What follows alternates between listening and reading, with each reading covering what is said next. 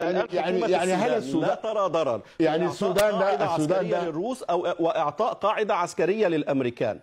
والله أنا ما عندي مشكلة في إنه يكون في قاعدة روسية وقاعدة أمريكية، ولو الفرنسيين دارين يجوا يقعدوا يعملوا قاعدة نديهم قاعدة و20 قاعدة، وكل قاعدة ناخذ منها مبالغ ضخمة جدا زي ما بيعملوا أخواننا الجيبوتيين، ونستفيد من إنه نزرع لهم أكل وشراب ونعمل. دامكو ده وزير الخارجية السوداني أستاذ أحمد طه بيقول له يعني أنتوا ما عندكوش مشكلة إن الروس يجوا يعملوا عندكم قاعدة عسكرية؟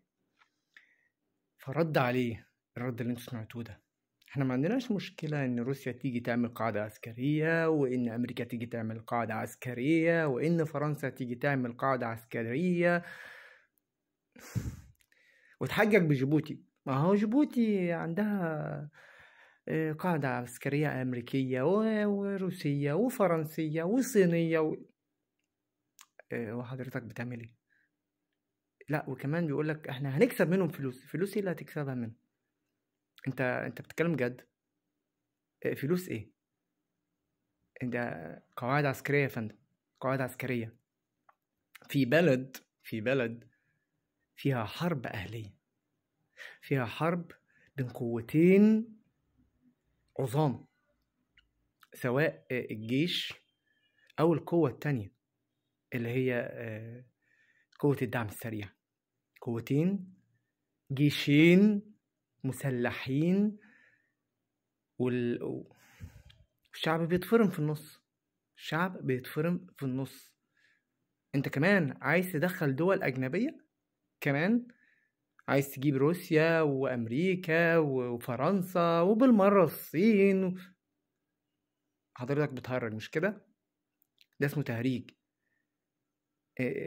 الراجل ده جايبينه ازاي؟ ده وزير خارجية ازاي؟ يعني أنا مش فاهم تم اختياره بناء على ايه؟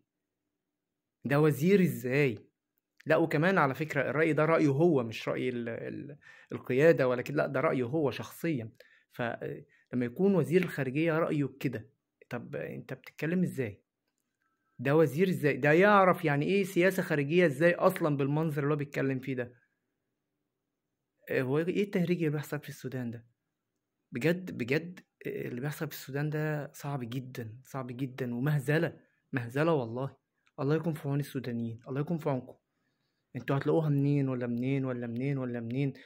كمان الوزراء بالمنظر ده وتفكيرهم بالطريقة دي، يعني مش بيدور على ان الحرب تنتهي بقى والناس ترتاح، لا ده كمان عايز يدخل لكم احتلال بقى منوع من كل دول كده وكمان يقول لك يخبطوا في بعض. لا، ما مش يخبطوا في بعض، بس هم يخبطوا في بعض ويخبطوا فيكم يا بيه. هم يخبطوا في بعض، انت بتقول ييجوا وكله يخبطوا في بعض واحنا بقى نزرع ونأكلهم وناخد فلوس؟ لا يا باشا، لا يا بيه، لا يا فندم. هم هيخبطوا في بعض وهيخبطوا فيكم. وبدل ما كنا بنقول عايزين نحل المشكلة اللي في السودان والناس ترتاح بقى، لا انت كده انت بندخل السودان في متاهة لن تنتهي إلى الأبد.